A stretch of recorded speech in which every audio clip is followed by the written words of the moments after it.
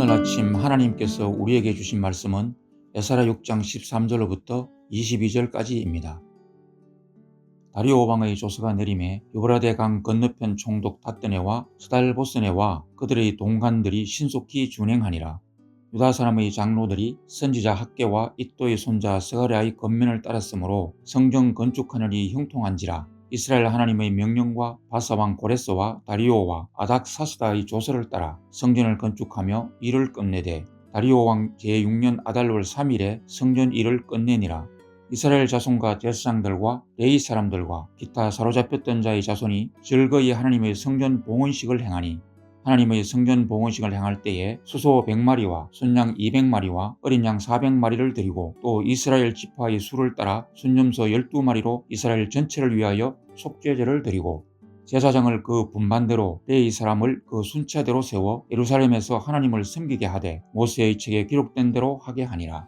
사로잡혔던 자의 자손이 첫째 달 14일에 유월절을 지키되 제사장들과 레위 사람들이 일제히 몸을 정결하게 하여 다 정결하며 사로잡혔던 자들의 모든 자손과 자기 형제 제사장들과 자기를 위하여 유월절 양을 잡으니 사로잡혔다가 돌아온 이스라엘 자손과 자기 땅에 사는 이방 사람의 더러운 것으로부터 스스로를 구별한 모든 이스라엘 사람들에게 속하여 이스라엘의 하나님 여호와를 찾는 자들이 다 먹고 즐거움으로 이레 동안 무교절을 지켰으니 이는 여호와께서 그들을 즐겁게 하시고 또 아수르 왕의 마음을 그들에게로 돌려 이스라엘의 하나님이신 하나님의 성전 건축하는 손을 힘있게 하도록 하셨음이었더라. 아멘. 에스라서는 크게 두 사건이 나오는데, 첫째는 건물로서의 성전을 건축하는 것이고, 두 번째는 백성들의 삶을 거룩하게 하는 개혁 사건입니다. 오늘은 그 중에 첫 번째 사건, 성전이 완성되는 장면으로서 에스라서의 하이라이트라고 할 수가 있습니다. 만약에 이 장면이 우리가 영상으로 보고 있다면 파노 소리와 기쁜 음악 소리가 가득했겠죠. 이 성전은 오래 걸려서 완공됐습니다. 처음에는 수룹바벨을 중심으로 예루살렘에 돌아온 백성들이 건축을 시작했지만 중간에 16년에서 17년 동안 흐지부지 멈춰 있었습니다. 그러나 학개와 스가랴 선지자가 성전 건축을 다시 하라고 하나님의 말씀을 전했고, 하나님이 은혜를 주셔서 많은 일들이 해결되고 다시 시작해서 4년 만에 완공이 되었죠. 이 성전은 이스라엘 백성들에게 큰 의미가 있습니다. 이스라엘에게 성전이라는 것은 그냥 건물이 아닙니다. 이들에게 성전은 하나님이 함께 하시는 중심지입니다. 성전을 바라보면서 예배를 했고 또 1년의 삶이 성전의 절기 중심으로 살아가던 그런 사람들입니다. 영혼의 고향이라고 할 수가 있죠. 그 성전이 이전에 파괴된 지 70년 만에 다시 가지게 된 것입니다. 그 감격이 어땠겠습니까? 그렇다면 우리가 한 가지 질문을 해볼 필요가 있습니다. 이들은 중간에 16년이 넘는 기간 동안 성전을 방치해 놨다가 다시 성전을 짓기 시작해서 4년 만에 끝냈습니다. 진작에 이럴 수 있었는데 왜 이들은 오랫동안 성전을 방치해 놨을까요? 그 답은 하나님의 일에 마음을 온전히 몰입하지 않았기 때문입니다. 즉, 성전이 이들에게 최우선순위가 아니었던 것입니다. 물론 여러 핑곗거리는 있었습니다. 사마리아인들의 방해도 있었고 또 관료들이 공사를 중단시켰죠. 그러나 근본 원인은 마음의 문제입니다. 학개 선지자가 중단된 성전을 보면서 이렇게 외쳤었습니다. 학개서 1장 4절입니다. 이 성전이 황폐하였거늘 너희가 이때에 판벽한 집에 거주하는 것이 옳으냐. 이렇게 공사가 중단된 성전이 방치되어 있는데 너희들이 집부터 먼저 꾸미고 너희들의 생계부터 따지는 것이 옳은 행위냐, 이렇게 외친 것이죠. 여러 이유를 차치하고 하나님의 일에 마음을 전력으로 쏟지 않은 것입니다. 우리가 예배하는 삶으로서의 예배를 세우려고 하면 당연히 여러 핑곗거리가 생깁니다. 생계의 문제, 또 시간이 없어서, 여유가 없어서, 마음이 분주해서 등등등. 그러나 그런 것들이 근본적인 원인이 아닙니다. 우리가 하나님께 집중을 안 하는 것입니다.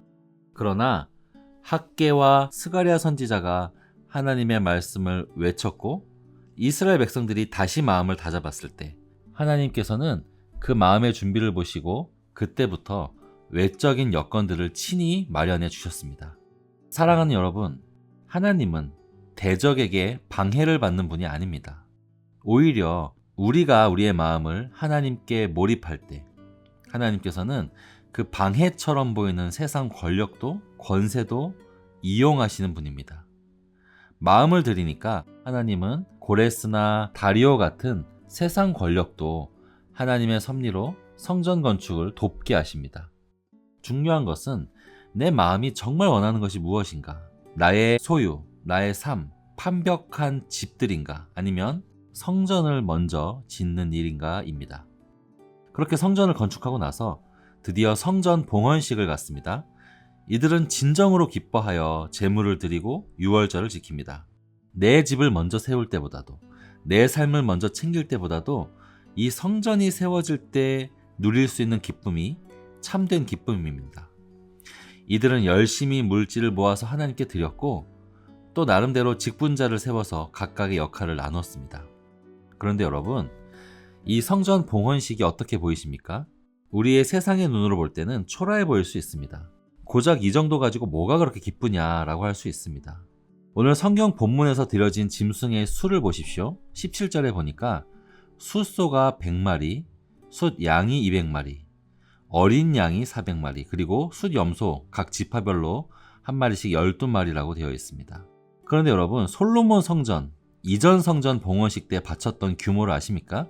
소가 22,000마리, 양이 12만 마리. 그것에 비하면 지금 이 성전 봉헌식은 200분의 1 규모입니다. 이 성전 자체도 이전보다 훨씬 작았고 또 공동체도 이스라엘이 이전처럼 국가 단위가 아닙니다. 마을 공동체에 가깝죠.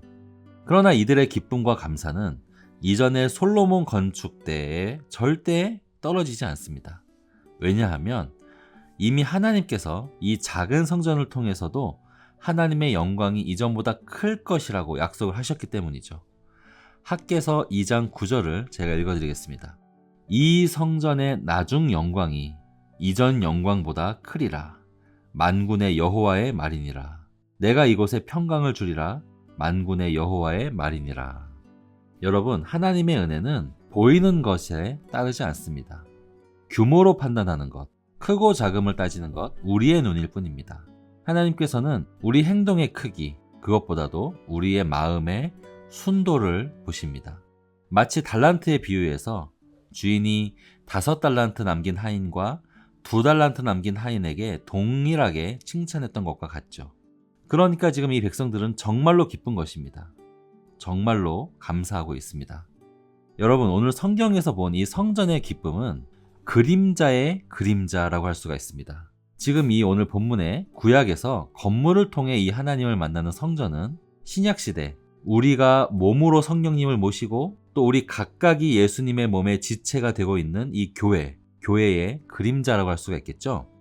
그런데 지금 우리가 누리는 이 교회도 장차 우리가 가게 될 천국, 참된 성도들이 모여서 하나님을 직접 보면서 느끼는 그 감격이 영원히 무뎌지지 않아서 영원히 자발적으로 감탄의 찬양을 하게 되는 그 천국의 그림자인 것입니다.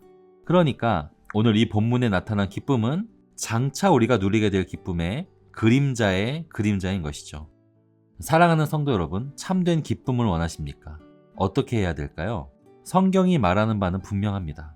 하나님께 내 마음 전체를 몰입해서 내 삶의 한 부분도 남김없이 성전이 되어가도록 세워가야 합니다.